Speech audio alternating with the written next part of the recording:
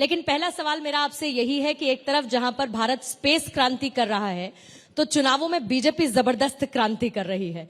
तीनों राज्यों में बीजेपी को मिली प्रचंड जीत के लिए बहुत बहुत बधाई पहले तो आपको। लेकिन इंतजार है क्योंकि रविवार को नतीजे आए और उसके बाद आज हम शुक्रवार पर खड़े हैं। हर कोई ये जानना चाहता है कि तीनों राज्यों में मुख्यमंत्री का चेहरा कौन होगा। धन्यवाद। सबसे पहले तो आपकी जो आरंभिक वाक्य है उसी से मैं आगे बात बढ़ाता हूं। आपने कहा कि जिस तरह से स्पेस में क्रांति हो रही है उसी प्रकार राजनीतिक क्रांति भी, भारतीय जनता पार्टी उसी प्रकार से प्रगति कर रही है। मैं समझता हूं कि देखा जाए तो दोनों में आपस में संबंध भी है, क्योंकि मोदी जी के नेतृत्व में भारतीय जनता पार्टी ने जितने भी चुनाव लड़े हैं हाल ही में, उनमें मुख्य मूलतः मुद्दा रहा विकास का, डेवलपमेंट का, प्रगति का, देश का आत्मसम्मान और देश विदेश में जिस प्रकार से उसका रुतबा बढ़ा है उसको लेकर के, जात पात धर्म मजहब से ऊपर उठ करके, जैसे मोदी जी ने स्वयं कहा कि मैं केवल 4 जातियों में विश्वास करता हूं, मेरी 4 ही जातियां हैं, गरीब, किसान, महिला और युवा जी। तो यानी जो पारंपरिक विभाजित करने वाले जात पात की जो कल्पना रहती है, कॉन्सेप्ट, उससे उठ करके केवल और केवल विकास पर, रोजगार पर, युवाओं पर, महिलाओं को जिस प्रकार की जनहित की, लोकहित की अनेकों योजनाएं, कभी किसी ने कल्पना नहीं की थी कि स्वच्छता की घोषणा प्रधानमंत्री लाल किले से करेंगे। और कुछ लोगों ने व्यंग भी किया होगा कि साहब लाल किले से प्रधानमंत्री कह रहे हैं कि शौचालय बनाइए महिलाओं के लिए, लेकिन देखते ही देखते वो जन आंदोलन में तब्दील हो गया। एक ही वर्ष के अंदर 4 लाख फीमेल टॉयलेट बन गए। उसके बाद उज्ज्वला, मैं तो कहूंगा कि उज्ज्वला के माध्यम से महिलाओं को स्वास्थ्य भी मिला, सुविधा भी मिली, सुरक्षा भी मिली, सम्मान भी मिला। नहीं तो चूल्हे में ही उनको सारा जीवन गुजर जाता था। तो इसी से जुड़ता है भारतीय जनता पार्टी का एजेंडा, प्राथमिकता है, और उसी में स्पेस भी आता है कि जिसने देश विदेश में भारत का रुतबा बढ़ाया और आज भारत को एक ऐसे मकाम पर ला करके खड़ा कर दिया कि जहां पहले ये समझा जाता था कि भारत दूसरे देशों की अगुवाई में काम करता है, तथाकथित विकसित देशों की अगुवाई में, आज भारत की अगुवाई में दूसरे देश काम करने को तैयार है। जैसे चंद्रयान भी पहली बार साउथ पोल पर कोई विमान उतरा है, वो भारत के से छोड़ा गया। और पहली बार, अगर भले ही अमेरिका ने अपना एक मानव वहां सबसे पहली बार उतारा था सन 1969 में, लेकिन चांद की धरती पर पानी के होने का प्रमाण, H2O मॉलिक्यूल्स की एविडेंस लेकर चंद्रयान आया था। तो कहने का तात्पर्य ये कि आज जो देश भारत को बहुत ज्यादा संजीदगी से नहीं देखते थे, आज वो भारत की तरफ नजर उठा करके देखते हैं। तो इसी से हमारा चुनाव भी जुड़ता है, इसी से यही मुद्दा लेकर के लोगों के बीच में गए हैं। कहीं भेदभाव नहीं किया। अब उज्ज्वला के सिलेंडर बंटे हैं तो किसी ने पूछा नहीं कि इस परिवार ये कौन सी जात का है, कौन सी धर्म का है, ठाकुर है कि ब्राह्मण है। जो सूचियां बनाई गई, जहां आवश्यकता थी बनी। 4 करोड़ मकान पक्के बनाए गए हैं अभी तक, और वो चल रहा है सिलसिला प्रधानमंत्री आवास योजना। जहां जिसको नहीं है उसको बनाया गया। ये नहीं पूछा गया कि ये भी नहीं पूछा गया कि तुमने किसको वोट देते हो। तो एक नई तरह की राजनीतिक संस्कृति मोदी जी ने लाई है, और उसकी मान्यता है ये चुनावों में जो हमें इस प्रकार का समर्थन मिल रहा है। मुझे लगता है कि आम मानस ने इस बदलते हुए वर्क कल्चर को स्वीकार किया है। जी, अब मैं अपने मूल सवाल पर वापस आती हूं सर, क्योंकि तीनों राज्यों में मुख्यमंत्री का चेहरा कौन होगा इसका इंतजार हर किसी को है। आप कहेंगे कि ये विधायक दल तय करेगा, लेकिन क्या इस बार संभावित किसी युवा चेहरे को मौका देने की प्लानिंग में बीजेपी है? क्या कोई सरप्राइज एलिमेंट मोदी और अमित शाह की जोड़ी रखेगी? नहीं, ऐसा है कि इस प्रश्न का उत्तर देने की स्थिति में मैं हूं नहीं, और मुझे देना भी नहीं चाहिए जी। और जब ये प्रश्न पूछा जाता है तो इसलिए कि 50-60 साल इस देश में कांग्रेस ने राज किया, तो हमारी मानसिकता में वो कंडीशनिंग हो गई है, या बाप की चॉइस का होगा, या बेटे की चॉइस का होगा, या माँ की चॉइस का होगा, बेटी की चॉइस। यहाँ ऐसा नहीं है। ये तो बड़ी अनुशासनबद्ध पार्टी, इसकी अपनी एक कार्य प्रणाली है, पार्लियामेंट्री बोर्ड है, ऑब्जर्वर्स नियुक्त किए जाते हैं, फिर वहां से भी एक सबकी राय ली जाती है, सामूहिक ली जाती है, फिर अलग अलग से ली जाती है, और फिर जो भी जिसका भी घोषणा होती है उसको सब स्वीकार करते हैं। तो एक जिस प्रकार से ये भारतीय जनता पार्टी बाहर लोकतांत्रिक मूल्यों का पालन कर रही है, उसी प्रकार भीतर भी। तो ये प्रणाली बहुत भिन्न है, किसी के लिए कहना संभव नहीं। और आउट ऑफ टर्न कहने का भी यहाँ पर रिवाज नहीं है। बिल्कुल सर, लेकिन दिल्ली की दौड़ लगातार जारी है। कल भी हमने देखा कि राजस्थान से दिल्ली तक दौड़ होती गई, लेकिन जिस तरीके के स्पेक्यूलेशंस हैं, अभी तो सब संभावनाओं पे ही बात हो रही है और विधायक दल जो है चयन करने वाला है, लेकिन क्या ये तय माना जाए कि मध्य प्रदेश में शिवराज सिंह चौहान, राजस्थान में वसुंधरा राजे और छत्तीसगढ़ में रमन सिंह रिटेन आप लोग नहीं कर रहे हैं और आप चाहते हैं ट्रांजिशन फेज में 2024 की तैयारी के साथ बीजेपी आगे बढ़े? मैं इसमें कुछ नहीं कह सकता, ना मुझे इसकी जानकारी है, ना मुझे अधिकृत हूं इस बात का उत्तर देने के लिए। जैसे मैंने कहा कि हमारे यहाँ एक व्यवस्था है, उसी के तहत बात की जाती है। जी, आई बाय योर पॉइंट सर। मैं आती हूँ क्रिकेट वर्ल्ड कप को लेकर। हम सब ने देखा कि किस तरीके का क्रेज था, प्रधानमंत्री मोदी वहां पर पहुंचे और उसको लेकर कई तरीके की बातें कही गई। अब शब्दों का इस्तेमाल प्रधानमंत्री मोदी के लिए किया गया।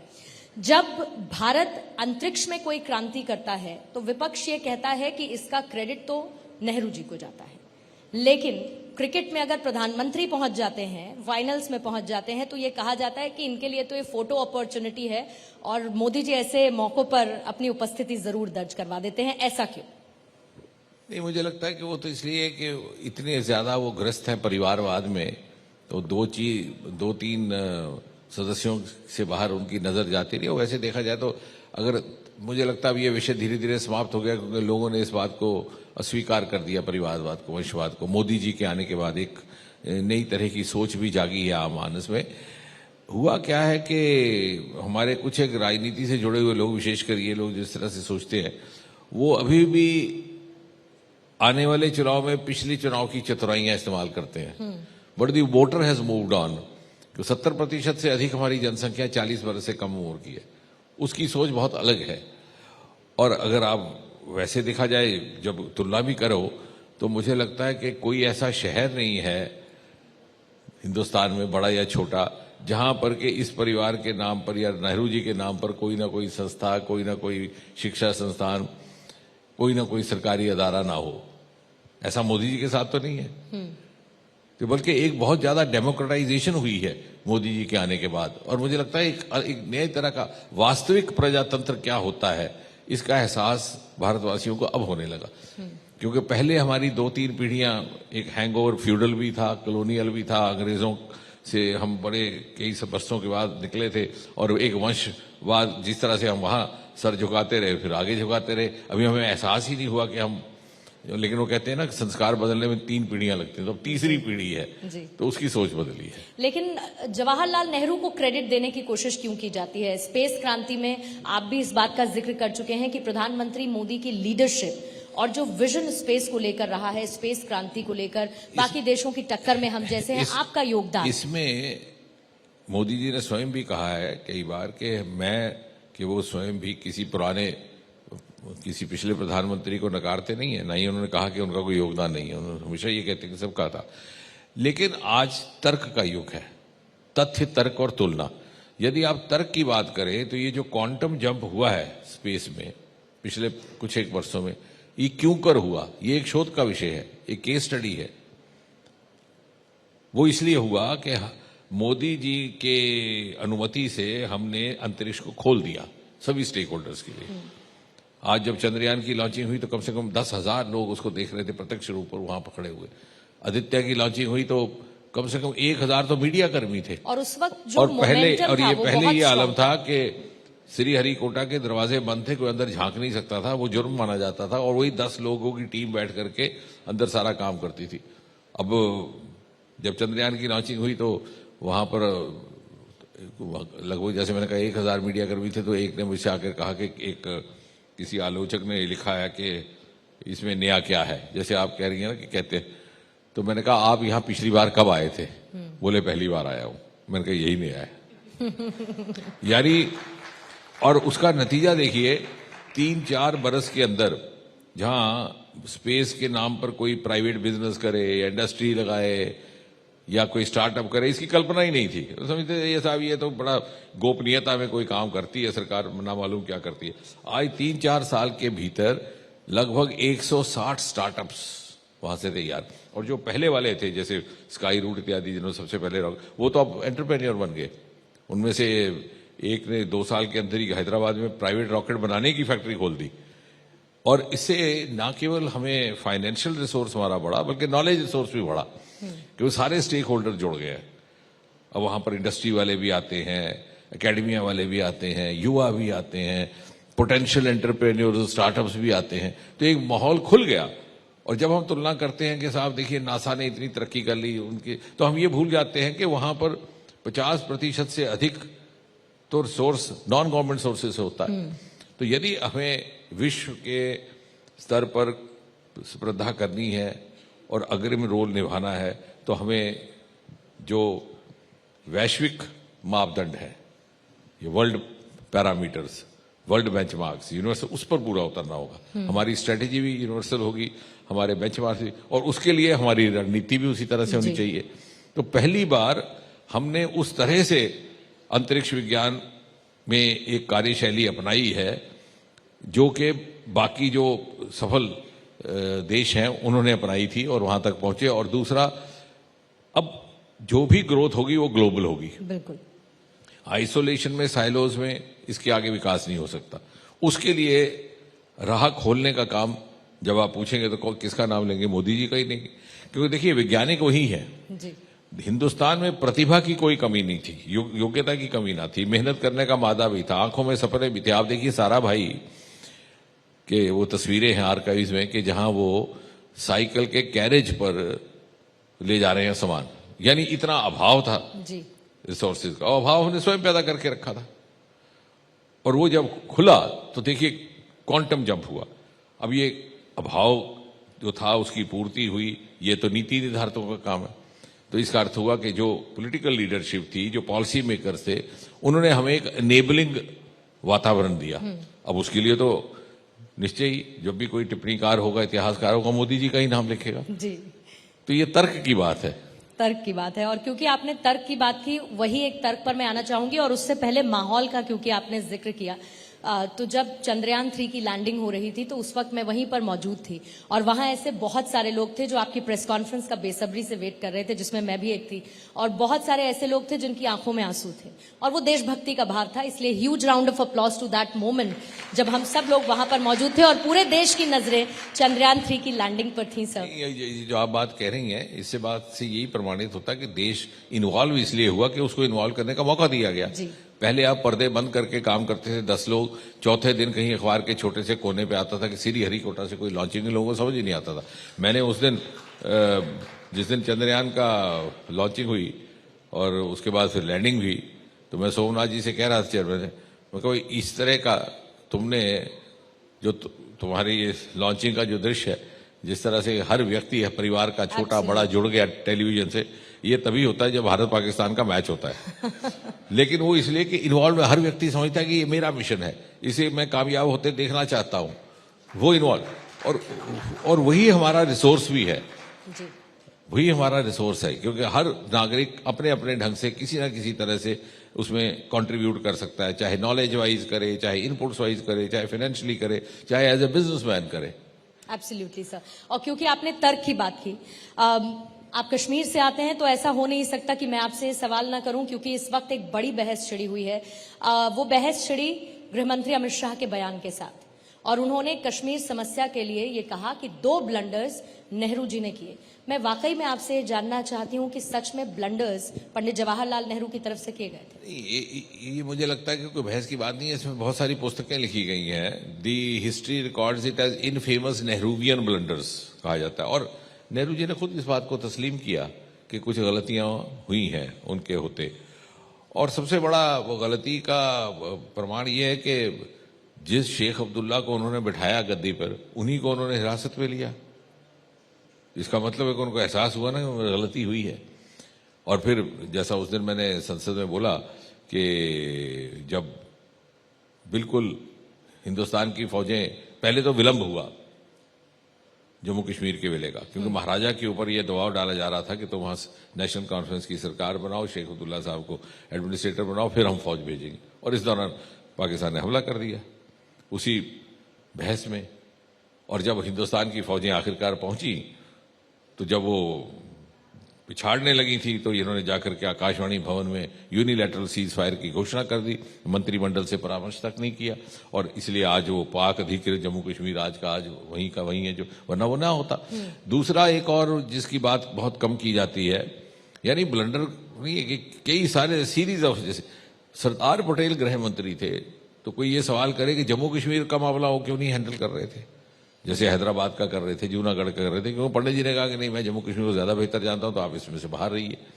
वरना जैसे 560 रियासतों को उन्होंने राजवाड़ों को एकत्रित किया, इसको भी कर सकते थे। इसी प्रकार फिर यूएनओ चले गए और बीच में ये भी कह दिया कि राय ली जाएगी। जो इंस्ट्रूमेंट ऑफ एक्सेशन था, मैंने उस दिन संसद में भी कहा, एक ही इंस्ट्रूमेंट ऑफ एक्सेशन था जो लॉर्ड माउंटबेटन ने बनाया था और सभी राजाओं को वही दिया गया था 5,000। उसकी इबारत, उसकी ड्राफ्टिंग हुई थी, वो अलग नहीं था जम्मू कश्मीर के लिए। जम्मू तो फिर ये राय लेने वाली बात कहां से आई? और उसमें दो ही ऑप्शन थी कि यू ऑप्ट फॉर इंडिया और यू ऑप्ट फॉर पाकिस्तान, और वहां के महाराजा ने अपनी राय देनी थी, उसमें प्रोविजन ही था। तो आपने गलत प्रेसिडेंस बना दिया, जिसके परिणाम स्वरूप एक राजनीतिक मुद्दा मिल गया कुछ लोगों को और पाकिस्तान को भी एक मुद्दा मिल गया। तो पाकिस्तान शरारत कर रहा था, उसमें आप नहीं कुछ कर सकते हो। तो लेकिन जो हम कर रहे हैं, हम उसको तो फिर यहां शरारत कैसे हो गई सर? नहीं, पाकिस्तान तो कभी इस बात से समझौता नहीं कर पाया कि जम्मू कश्मीर हिंदुस्तान का हिस्सा है।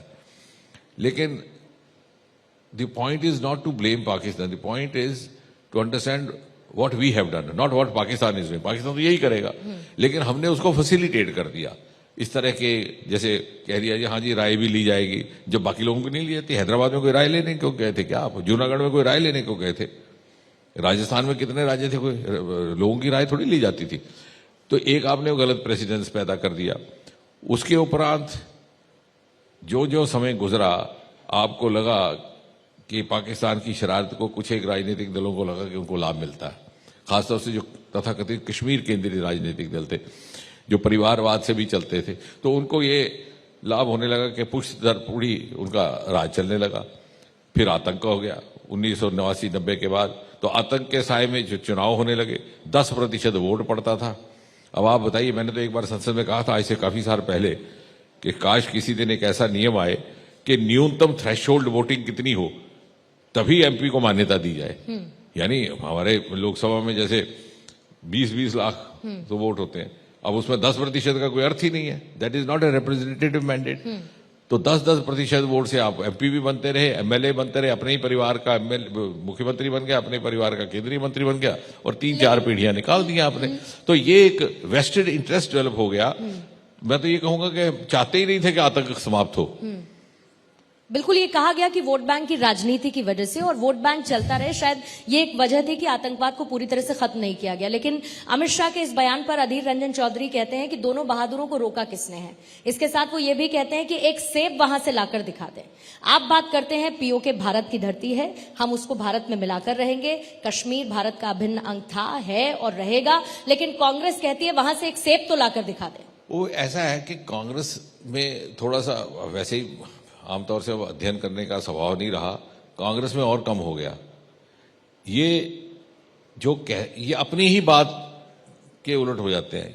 ये जो हम कह रहे हैं कि पीओजे के हिंदुस्तान का हिस्सा है, वो हम नहीं कह रहे। ये प्रस्ताव संसद में लाया गया था, सर्वसम्मति से पारित हुआ था और कांग्रेस ने लाया था। उस समय नरसिम्हा राव प्रधानमंत्री थे और वो 2 वाक्यों की रेजोल्यूशन थी कि if there is anything outstanding between India and Pakistan it is only how to retrieve the area of Jammu and Kashmir illegally under occupation of Pakistan, के जो गैर कानून थे। उसके अलावा हिंदुस्तान और पाकिस्तान के बीच में कोई मुद्दा नहीं। हमने उस प्रस्ताव का समर्थन किया था, भारतीय जनता पार्टी, और वो सभी दलों ने किया था। अब ये भी भूल गए, अपना ही प्रस्ताव को भूल गए। इसी प्रकार अब 370 की बात करते हैं तो 370 के बारे में इन्होंने ही लिखवाया था टेम्पररी प्रोविजन। अब टेम्पररी का अर्थ बदल गया, क्योंकि जब इन्हें लगा कि इसके रहने से हमारा वंशवाद बढ़ता है, परिवारवाद बढ़ता है, पहले मैं, फिर बेटा, फिर पोता, वो पोता पैदा होते ही कहता है मैं भी दादा की तरह मुख्यमंत्री बनना चाहता हूं, तो उन्हें लगा कि अरे साहब ये तो अच्छी बात है। तो इन लिखित में टेम्पररी प्रोविजन है 370 का, और बार बार कॉन्स्टिट्यूएंट असेंबली में भी, फिर संसद में भी, जब कॉन्स्टिट्यूएंट असेंबली में तो श्यामा प्रसाद मुखर्जी थे, उन्होंने जब कहा भी कि इस पर पुनः विचार किया जा सकता है क्या, तो पंडित जी ने कहा था कि आप चिंता न करें, ये घिसते घिसते घिस जाएगी। ये मिनट्स में रिकॉर्ड हो गया। तो उन्होंने कहा कि अभी निकलने दो वक्त। लेकिन अब कांग्रेस वाले उसी के उलट बोल रहे हैं, तो ये अपनी ही बात से उलट जाते हैं। मैं तो ये कहूंगा, मैंने उस दिन सदन में भी कहा कि मुझे समझ नहीं आता कांग्रेस को आपत्ति क्या है। मैंने उस दिन भी कहा था जिस दिन 5 अगस्त को आया था प्रस्ताव 5-6, और मैंने अभी पिछली बहस में भी कहा कि कांग्रेस को आपत्ति क्या है, इन्हें तो धन्यवाद करना चाहिए मोदी जी से। जो पंडित जी नहीं घिसा सके, जिस टेम्पररी को टेम्पररी नहीं साबित कर सके, वो काम मोदी जी ने करके लेकिन दिखाया। इस फैसले को लेकर सर कांग्रेस आपको घेरती है और मैं जानती हूं कि आपके पास समय की कमी है, इसलिए 2 बहुत महत्वपूर्ण सवाल मैं आपसे जरूर पूछना चाहूंगी। 11 तारीख को आर्टिकल 370 को लेकर सुप्रीम कोर्ट का फैसला आना है। अगर फिर से बहाली के आदेश आते हैं तो सरकार के पास विकल्प क्या है? क्या कोई दूसरा बिल लाने की तैयारी में? उस पर अभी कोई टिप्पणी करना उचित नहीं है, वो तो सब जुडिस है, वो मर्यादा का उल्लंघन रहेगा। लेकिन जो ये विधेयक लाया गया था, सारी कानूनी पहलू समझ करके, अध्ययन करके, कानून साजों से मशवरा करके लाया गया था। जी, अंतिम सवाल सर, जम्मू कश्मीर में चुनाव कम होंगे क्योंकि अब तो सीट्स का भी ऐलान अमित शाह की तरफ से कर दिया गया है, और दूसरा 2024 के लिए बीजेपी का टारगेट 300 प्लस है या 400 प्लस है? ये 2 बातों का मुझे लगता है आपके दूसरे भाग का पहले उत्तर देते हुए लोगों ने ही 400 प्लस कर दिया, क्योंकि दूसरी तरफ कोई छोड़ा ही नहीं है। और जो पहला सवाल है वो तो चुनाव की तिथियों का निर्णय तो चुनाव समिति लेती है। जहां तक भारतीय जनता पार्टी का संबंध है, वो हर समय हर चुनाव के लिए तैयार है। हम तो 24/7 365। तो मतलब इस बार 400 पार आप जा रहे हैं 24 में? जी, 24 में 400 पार जा रहे हैं आप लोग? हाँ, लोकसभा लोकसभा जी हाँ। 24 में। जी। बहुत बहुत शुक्रिया जितेंद्र सर, धन्यवाद। Thank you so much for joining us.